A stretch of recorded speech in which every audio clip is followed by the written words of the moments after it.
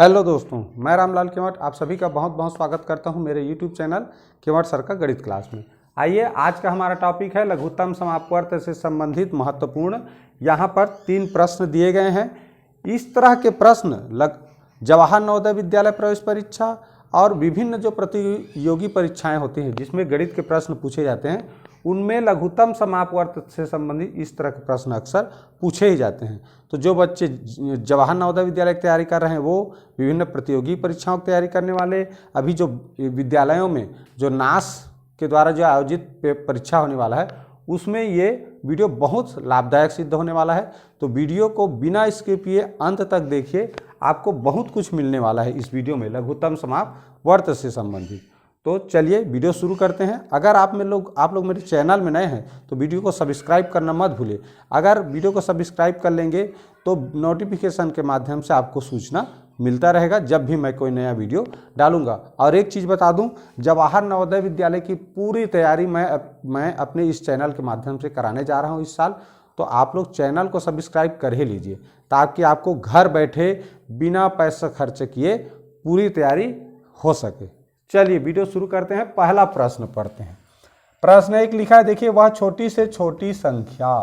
मैंने इसको अंडरलाइन इसलिए किया क्योंकि यहाँ ध्यान देने वाली बात है कि प्रश्न में पूछा क्या है ये पता चलता है। जिसे 12, 16, 20, 24 तथा 48 से भाग देने पर क्रमशः 7, 11, 15, 19, 43 शेष बचता है। देखिए यहाँ पर जितने संख्याएं हैं, जितने संख्याओं से भाग दिया जा रहा है, शेष फल भी उतना ही प्राप्त हो रहा है। कहने का मतलब क्या है, मान लीजिए यहाँ पर 5, 6, 7 ऐसे लिखा है और शेष फल इस तरह लिखा है 2, 3, 4। तो हमको क्या करना है, ये जितना संख्या लिखा है वो अशेष फल लिखा है उसको आपस में घटा देना है। तो 5 में से देखो 2 गया, 3, 6 में से 3 गया 3 और 7 में से 4 गया 3। तो यहाँ देखिए जो संख्या दिया है वो अशेष फल दिया है, वो उनको घटाने पर क्रमशः का मतलब क्या होता है, ये जिस क्रम में लिखा है 12 शुरू में लिखा है तो 12 का शेष फल 7 होगा। ठीक है, शुरू में 16, उसके बाद दूसरे नंबर में 16 लिखा है तो दूसरे नंबर वाला का शेष फल इसका दूसरा नंबर वाला संख्या होगा। ये चीज ये दर्शाता है क्रमशः जिस क्रम में ये संख्या है उसी क्रम में उसके शेष फल भी लिखे हुए हैं। यहां से ध्यान देना है। यहां से हमने क्या जाना, वह छोटी से छोटी संख्या यानी कि लघुत्तम समापवर्त ज्ञात करना है दी गई संख्याओं का। ठीक, तो ये शेष फल का क्या मतलब है, यहां पर अभी करके बताया। शेष फल को क्या करेंगे, सर्वप्रथम दी गई संख्याओं से घटा लेना है। जैसे लिखा है 12, 16, 20, 24, 48। अब क्रमशः जो शेष फल है उसके नीचे लिखना है 7, 11, 15, 19 और 43। अब इसको आपस में अगर घटाएं तो देखिए एक बराबर संख्या ही प्राप्त होता है।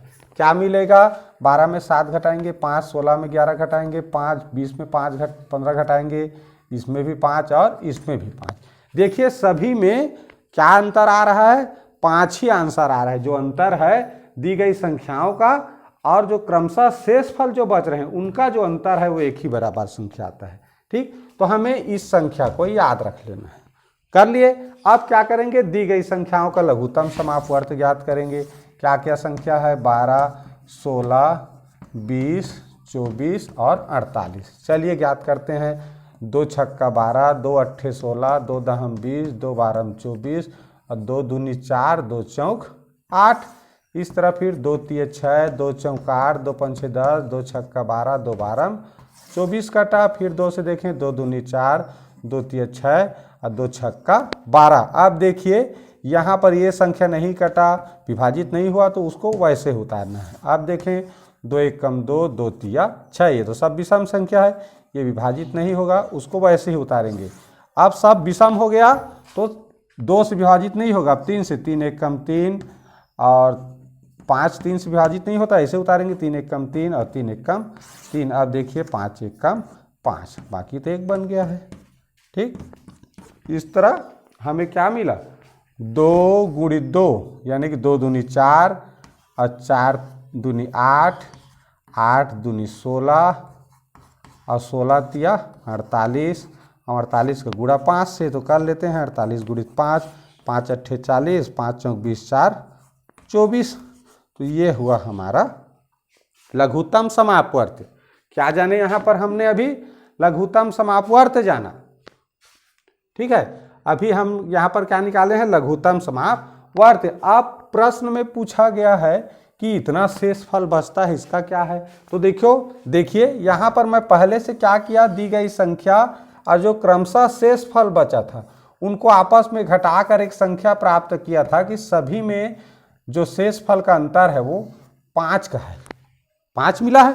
तो इसी 5 को लघुत्तम समापवर्त जो निकलेगा उसमें हमको घटाना है। तो कितना मिलेगा, 240 में से 5 घटाएंगे तो 235 मिलेगा। यही क्या है, इसका आंसर है। ठीक, बहुत सरल प्रश्न है भाई, इतना शेष बच रहा है, समझने वाली बात है।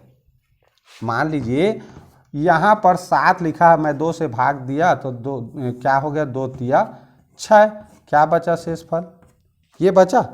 इसका मतलब क्या हुआ कि अगर छोटा छोटा संख्या जानना है, मतलब इस 1 को कम कर देते, इस 1 को, ये 1 इसमें नहीं रहता, 7 में, ये 7 में से 1 कम कर देते तो ये 6 बन जाता, 7 में से 1 कम कर देते तो 6 बन जाता, और ये 6 3 से 2 से पूरी विभाजित हो जाती।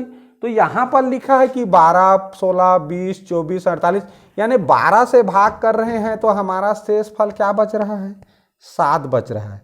12 से भाग कर रहे हैं, यहीं पर मैं कर देता हूँ, यहाँ पता चल जाएगा। 12 से भाग कर रहे हैं, यहाँ क्या संख्या हमको पता नहीं है, लेकिन 12 से भाग कर रहे हैं तो यहाँ पर 7 शेषफल बच रहा है, 7 बच रहा है। इसका मतलब क्या हुआ कि ये 7 को अगर इसमें से कम कर देते तो शेषफल 0 होता, शेषफल 0 होता। और जो लघुत्तम समापवर्त है उसको भाग करने पर हमेशा शेषफल क्या आता है, 0 आता है। तो 0 आता है ऐसा संख्या जानना है। तो भाई छोटी से छोटी संख्या पूछा है, अगर हम उसमें 7 जोड़ देंगे तो वो छोटी संख्या नहीं होगा, बड़ी संख्या हो जाएगा। तो इसलिए क्या करेंगे, जो लघुत्तम मिलेगा, अब इस 7 चूंकि एक्स्ट्रा हो गया है, तो एक्स्ट्रा हो गया है तो 7 शेषफल बचेगा, इसमें मतलब 5 और जोड़ देते तो ये तो 12 हो जाता, लेकिन इसको ही घटा दें, इसके अंतर को, यानी कितना अंतर है, 7 और 12 में 5 का अंतर है, तो 5 का जो अंतर है, यही 5 का अंतर को घटा दें तो पूरी तरह से कट जाएगा। इसीलिए क्या करेंगे, सबसे पहले दी गई संख्या और शेषफल, इसके बीच में कितना अंतर है, तो 5 का अंतर है। तो 5 का अंतर है तो 5 को क्या करेंगे, उसमें से घटाएंगे। अब 5 घटा देंगे माने कि जो भी संख्या है वो पूरी तरह विभाजित हो जाएगा। यही इसका सिद्धांत है। चलिए, तो करना क्या है, इसमें लघुत्तम समापवर्त ज्ञात करेंगे, और उससे पहले जो संख्या दिया है और शेषफल दिया है, एक का ही देखोगे तो पता चल जाता है। क्रमशः इसमें जितना संख्या उसमें उतना संख्या दिया है ना, तो एक का देख लो 12 और 7 शेषफल बच रहा है 5, इसका मतलब पहले लघुत्तम निकालेंगे और ये जो अंतर आ रहा है जो सब में आएगा उसी 5 को उसमें घटा देना है। ठीक, ये हो गया हमारा पहला प्रश्न। चलिए दूसरा प्रश्न पढ़ते हैं। 4 अंकों की छोटी से छोटी संख्या, छोटी से छोटी संख्या लिखा है। सबसे पहले क्या करो, दी गई संख्या का लघुत्तम समापवर्त ज्ञात करो। ये इसका सबसे बेस्ट तरीका है। जब भी छोटी छोटी संख्या दिया है पहले तो लघुत्तम समापवर्त ज्ञात कर ही लो। 2 से 2 5 6 2 14, 2 1 कम 2 2 14। अब जो संख्या नहीं करता उसको क्या करते हैं जी, सेम टू सेम उतारते हैं। अब देखो 2 से ये और कट रहा है, 2 7 14। अब ये नहीं कटे तो इसको ऐसे ही उतारना है। ठीक, आप क्या करेंगे, देखो 2 से अब कोई संख्या नहीं कटेगा क्योंकि सम संख्या है ही नहीं। 3 से देखें तो 3 7 21, ये कट रहा है, 3 5 6 15। अब ये 3 से नहीं कटता, ये भी नहीं करता, तो क्या आप जिससे देखिए 3 से कोई कटेगा क्या, नहीं कटेगा। 5 से अगला अभाज्य संख्या 5 है, 5 1 कम 5, 5 1 कम 5। अब 7 तो नहीं कटने वाला, 7 नहीं कटेगा। अब देखिए 5 से भी नहीं कटेगा, 7 अगला अभाज्य संख्या है, 7 1 कम 7 1 कम 7, 7 1 कम 7। इस तरह हमें क्या मिला, देखिए इसको लिख लेते हैं, 2 गुणित 2 गुणित 3 गुणित 5 गुणित 7, ये मिला हमको अभाज्य संख्या। गुणा करते हैं, 2 दूनी 4, 4 तिया 12, 12 का गुणा 5 से, 12 पंचे 60 और 60 का गुणा 6 से करेंगे। चलिए कितना हो, 7 से करेंगे, 7 शून्य 7 छक्का 42, यानी क्या मिला हमको 420। तो हमने लघुत्तम समापवर्त क्यों निकाला ये पहले जानना है, क्योंकि प्रश्न में लिखा है छोटी से छोटी संख्या, लेकिन एक शर्त है 4 अंकों की, 4 अंकों की छोटी से छोटी संख्या बताएं जिससे इसको भाग करने पर शेषफल क्रमशः इतना बचता है, ये बचता है करके लिखा है। देखो इस प्रश्न में एक कॉमन है, एक चीज समानता है। क्या चीज समानता है, दोनों में जितना संख्या दिया है उसमें शेषफल की संख्या भी उतना ही है। तो मैं बताया हूं जब भी संख्या दिया हो और उसके शेषफल की भी संख्या दिया हो तो सबसे पहले घटा लो। तो देखो 7 और 4 को घटाएंगे तो क्या मिल रहा है, 3 मिल रहा है। अब देखो दूसरा संख्या 10 है और 10 में 7 को घटाओ तो भी क्या मिला, 7 को घटाएंगे तो क्या मिलेगा 3। तो सबको घटा कर देखने की जरूरत नहीं है, इसमें सब में बराबर ही आता है। देखो 4 3 7, 7 3 10, 12 में 3 जोड़ो 15, 18 में 3 जोड़ो 21 और 25 में 3 जोड़ो 28, यानी 3 का अंतर है। तो इस 3 के अंतर को जानना है, लेकिन अब 3 के अंतर को कब घटाना है, तो यहाँ पर हमको क्या मिला जी 420 क्या मिला, लघुत्तम समापवर्त मिला। लेकिन प्रश्न में लिखा है 4 अंकों की छोटी से छोटी संख्या, ये तो 3 अंकों की मिला है, तो 4 अंकों की कहाँ हुआ। तो देखो 4 अंकों की एक कब बनेगा, अगर मान लीजिए ये 3 अंकों की अगर मैं दो बार इसका गुणा करता हूँ तो ये कितना होगा, मुश्किल से 2 शून्य 0, 2 दूनी 4 और 2 चौक 8, यानी कि 840 हुआ, 840 हुआ ना। तो उसके बाद अगर 3 से मैं इसका गुणा करता हूँ, इसका 3 से गुणा करता हूँ, देखिए तो 3 शून्य 0, 3 दूनी 6 और 3 चौक 12, कितना आया 1260 आया। तो यह वो संख्या है 1260 ही वह संख्या है जो कि ये 7, 10, 15, 21 और 28 से पूरी भाग विभाजित होती है। किसमें, 4 अंकों की छोटी से छोटी संख्या, 4 अंकों की छोटी से छोटी संख्या 1260 है जो कि इन सभी संख्याओं से विभाजित होती है। लेकिन कह रहा है इतना शेष बल बचता है, तो हमने क्या करना था, इसको घटाए हैं तो कितना का शेषफल आया है 3 का, तो इसी 3 को इसमें से घटाना है। तो देखो 1260 में से 3 घटाएंगे क्या आएगा 1257। तो ये 1257 क्या है, इसका आंसर है ये ऑप्शन ए वाला। ठीक, तो इस तरह के प्रश्न में जब यहाँ अंकों की संख्या निश्चित कर दिया गया है, यहाँ पर देखो वह छोटी से छोटी संख्या पूछा गया था तो लघुत्तम समापवर्त निकाल लिए और ये शेषफल इसमें अंतर जो था उसको घटा दिए। यहाँ 4 अंकों की छोटी से छोटी संख्या पूछा है तो पहले वो 4 अंकों की छोटी से छोटी संख्या निकालेंगे, फिर वो जो अंतर है इन दोनों के बीच में क्रमशः जो अंतर है उसको उसमें से घटाएंगे। ठीक, और सभी से अंतर करने की जरूरत नहीं है, शुरू वाला को देख लो, शुरू में 7 है इसमें 4 है तो 3 का अंतर है, मतलब 3 घटाएंगे। समझ आ गया। चलिए देखते हैं अगला प्रश्न।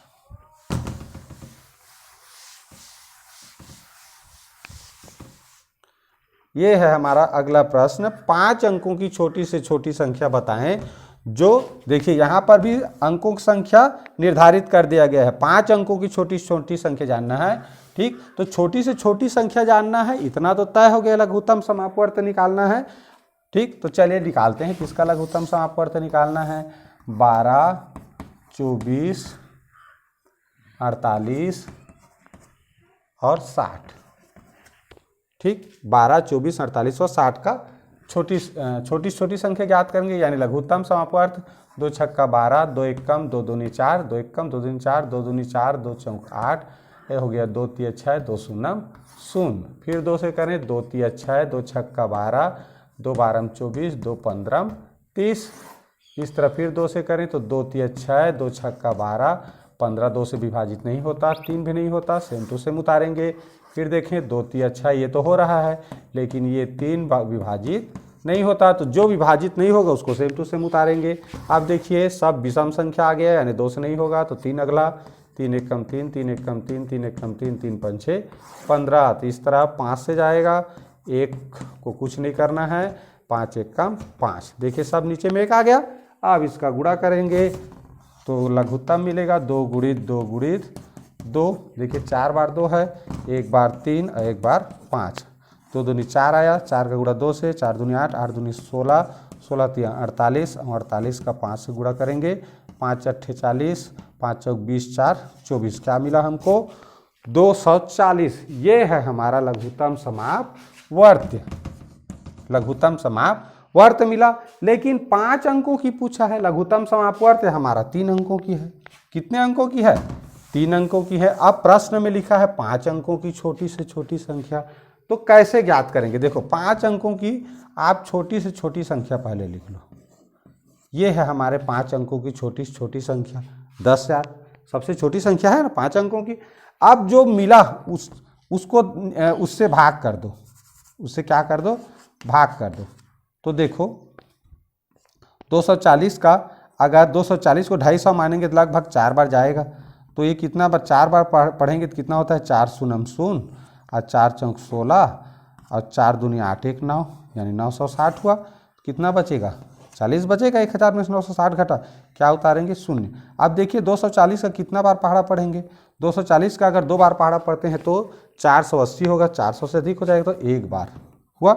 तो 1 बार पहाड़ा पढ़े तो यहाँ पर हमारा शेषफल बच रहा है। कितना बच रहा है? 160। तो इसका मतलब ये क्यों किए, भाग क्यों किए, ये बता रहा हूँ। हम अगर 41 से गुणा करते हैं 240 का तो वो 10,000 से कम यानी कि 4 अंकों से छोटी संख्या प्राप्त होगा। बस अब इसमें एक अधिक यानी कि 42 से गुणा कर दो। ठीक, तो देखो कैसे होगा। ये जो गुणनफल का संख्या प्राप्त करने के लिए ऐसा किए कि किस संख्या से गुणा करेंगे तो 5 अंकों की छोटी संख्या मिलेगा।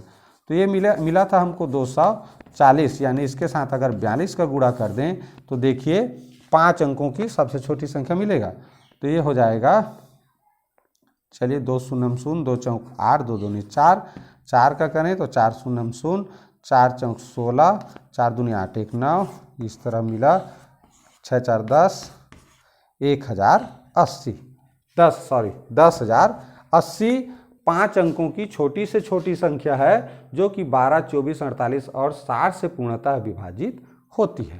तो यही वो आंसर है। इसमें का जो ऑप्शन ए में दिया है यही इसका आंसर है। ठीक, इसको जानने के लिए एक और तरीका क्या है कि जैसे 10,000 क्या है? सबसे छोटी संख्या है ना।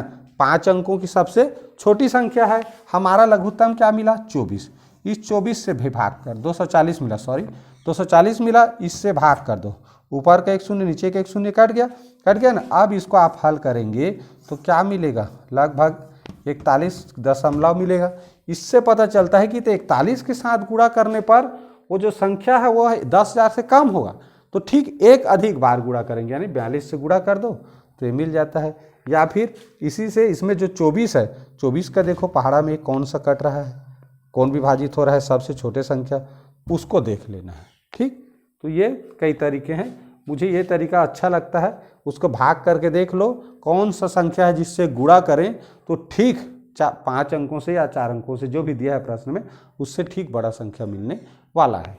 तो इस तरह से हम लघुत्तम समापवर्त्य से संबंधित ऐसे कठिन प्रश्नों को आसानी से बना सकते हैं। आशा है वीडियो आप लोगों को अच्छा लगा होगा, कुछ कमी लगा होगा, कुछ और चीज़ स्पष्ट करवाना चाहते होंगे तो कमेंट के माध्यम से ज़रूर पूछिए। पूरा वीडियो देखने के लिए बहुत बहुत धन्यवाद।